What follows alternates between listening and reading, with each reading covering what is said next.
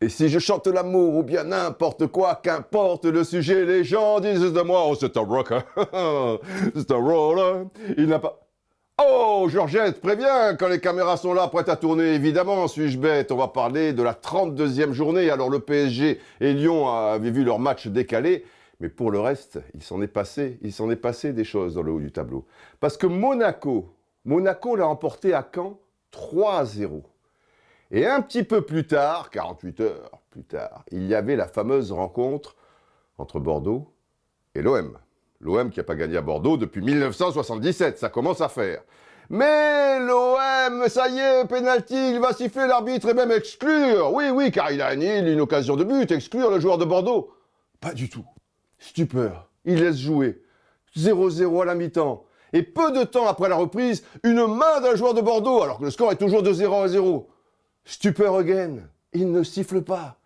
Alors vous pensez bien, c'est le drame, l'arbitrage français, etc., etc. Et tous les supporters de l'OM parlent de vol. Oui, un vol, il a volé. Eh Georgette, ils en parlent là, qu'est-ce que tu fais avec ton café là? Monte le son. A volé l'orange. Tu as volé l'orange du marchand. C'est pas moi, vous vous trompez, je courais dans les montagnes, les étoiles dans les yeux, vous vous trompez, je vais à la recherche de l'oiseau bleu, c'est pas moi, cette orange, on me l'a mise dans la poche, cette orange, c'est pas moi, c'est pas... Je vais vous sortir un carton rouge si ça continue, un peu de calme, allons. Ah, il a volé, c'est un peu dur, il a pas vu. Le problème, c'est qu'en ce moment, les arbitres français, ils voient pas souvent et encore au détriment de l'OM, hein, qui a eu que 4 pénaltys en sa faveur contre 11 pour le PSG et pour Lyon. Hein, le président Labrune crie au scandale, il est écœuré et comme dans le même temps, eh bien Saint-Étienne l'a emporté à domicile contre Nantes 1-0. Regardez par rapport à cette 3e place, comme ça s'est resserré, et déjà, c'est Monaco qui est maintenant 3e. Ça va être très compliqué pour l'OM. Allez, on enchaîne avec... Ah, Georgette. Et oui, il nous en parle là, le journaliste. Ben oui, ils sont là, les mecs de la presse, tu sais, ils anticipent, il a l'air inquiet. Vas-y, monte. Eh bien ici, en direct du Vieux-Port, c'est l'inquiétude. Pourquoi? Parce que l'OM, depuis les phases de retour, enchaîne beaucoup de défaites, joue bien, certes, rendez-vous compte. Eh bien, il jouait pour le titre dimanche dernier contre le PSG, et désormais, ils voient une motte derrière eux et Monaco qui est passé devant, ça veut dire qu'ils peuvent terminer 6e. Et vraiment, bon, le sentiment qui domine ici, on l'a ressenti aussi du côté du Vieux-Port, c'est l'inquiétude, une grosse inquiétude et un grand sentiment d'injustice aussi d'ailleurs. Voilà. Marché du truc, buté, TV5 Monde.